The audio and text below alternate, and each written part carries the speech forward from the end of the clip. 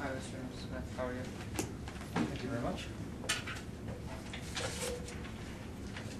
So, what's wrong today? Well, our daughter is a bit different from the other girls, and we think she may have some sort of disorder. I see. So, how old is Michelle? Well, Michelle is turning 5 next week. Okay. So, what makes you believe that she has some sort of disorder? Well, she's very short and small in size, so we were scared something is affecting her growth. So I did some research online and I saw that small size and small stature is a symptom for Turner syndrome. Well, yeah, that can be the case. Of course, we have to do further tests, but at the same time, if it is, we can diagnose someone just by looking at their height. And if you don't mind, may I take a look at Michelle? Sure. Absolutely not. 1 second. Michelle, she has problems here.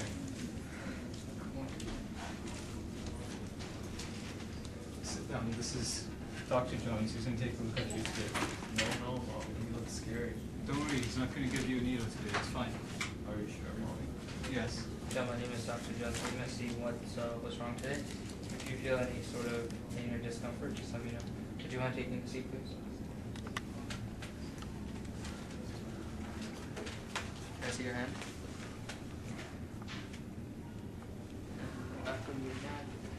Yeah. Well, it seems that she has lymphedema. Lympho what?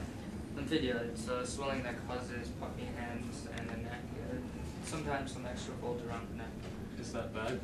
Well, it's another kind of symptom that comes from having Turner syndrome. Are there any more signs that might show that she might have this disorder?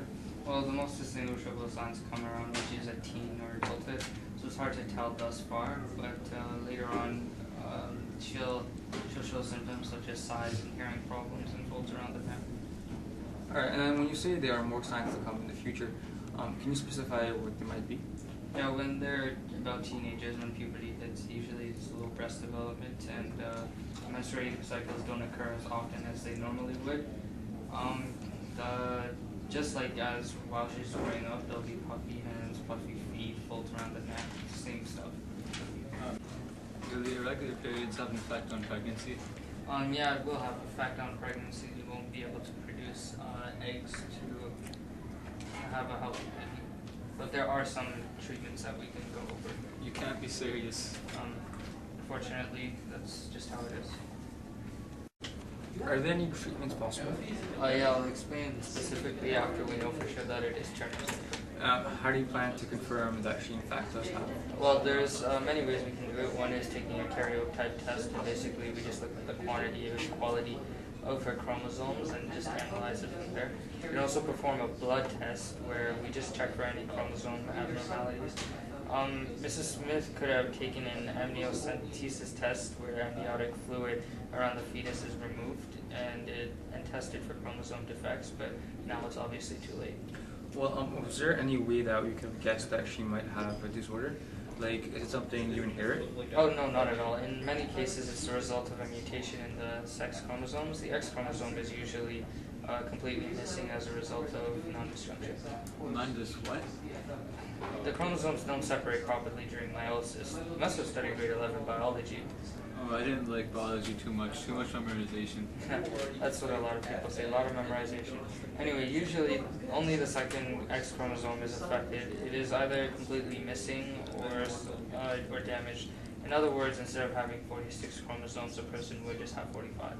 Oh, I see. It's bringing back a lot of memories from grade 11 bio. It's not that complicated. Well, since it's not something hereditary, what is the frequency of the disorder? Well, here in Canada, about one girl out of every 2,000 to 2,500 is affected by Turner syndrome. So overall, about 6,000 in Canada. And that's bad odds. I should have played the lottery. Don't say that. Well, what are the treatments possible? Well, since this problem is very deep in the chromosomes, there is no specific cure. There must be some sort of medication. She could take a growth hormone medications to increase estrogen levels. If the treatment started at an early age, which is considered around puberty, so 12 or 13, it can be very effective. And Michelle is still very young, so she has some hope. Yeah, I'll grow up to be a big, strong girl. Yeah, you will. And when you get older, we can look at estrogen transplants, where it will help with the development of our menstruating cycle and the development of breasts. This usually happens at around 12 to 13 years of age. Alright, great. See, Michelle, you'll be like any other girl. Yeah, and also women with TS aren't able to produce eggs, but we can do something called an egg transplant. So we get a donor egg to create the embryo, and then we put the embryo inside the uterus, and after the regular 9 months, we'll be able to have a healthy offspring. So I'll be able to be a mommy? Yeah, you'll be able to, just like any other girl. Excellent, excellent. Are there any organizations or groups that support people with Turner syndrome? Yeah, there are many. The biggest one would be Turner Syndrome Society of Canada, which is the largest one in Canada, of course. It's a non-profit organization who help with medical advances with Turner syndrome. They have many groups located in Victoria, Edmonton, Montreal, Calgary, Thunder Bay, and London. They host events that support meetings and fundraisers. They help create new friendships with other parents and discuss strategies to overcome difficulties. Alright, that's a lot of support then. Is this disease a life changer? Physically, she might be less advanced, but with the possible treatments that are, the effect should be minimal. She could lead a very similar life as someone without Turner syndrome would. Mentally, there is no effect that will take place. So, excellent, Dr. Jones. Thank you for your time. You're most welcome. Just go meet my secretary at the front to plan out a karyotype and blood test. Alright, thank you very much for everything and thanks for all the information. No problem.